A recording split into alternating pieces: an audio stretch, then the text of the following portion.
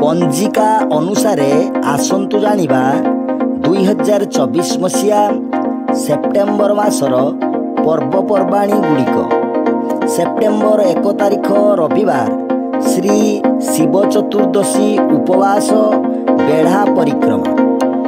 2 तारिख सोमवार सप्तपुरी अमावास्या केतुग्रह जयंती।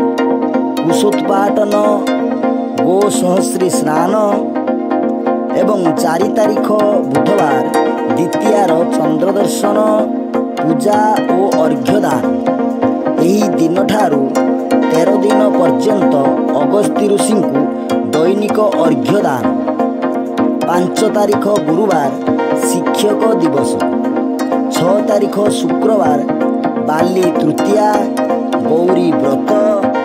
7 तारिख शनिवार श्री गणेश बा विनायक व्रत गणेश पूजा हरितालिका चतुर्थी।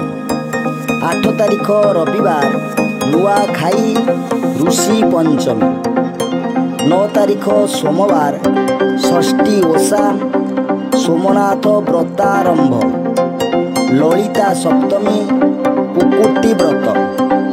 11 तारिख बुधवार सर्वसम्मत राधाष्टमी व्रत और उपवास दुर्वाष्टमी। 12 तारिख गुरुवार ताल नवमी।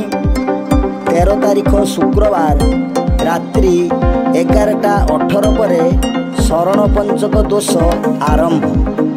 14 तारिख शनिवार बड़ एकादशी उपवास श्री विष्णुंकर पार्श्व परिवर्तन उत्सव।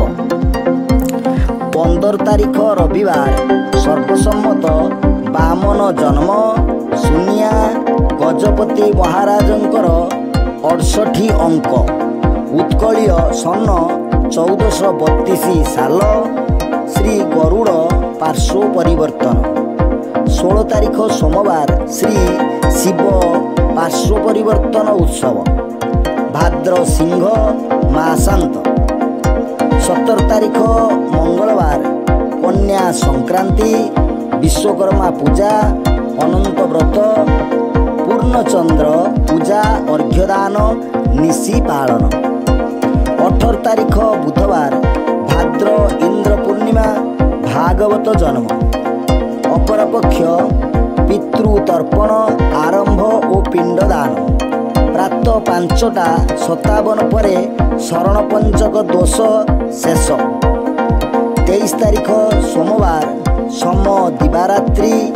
24 तारिख मंगलवार निशा मंगलवार ओषारंभ।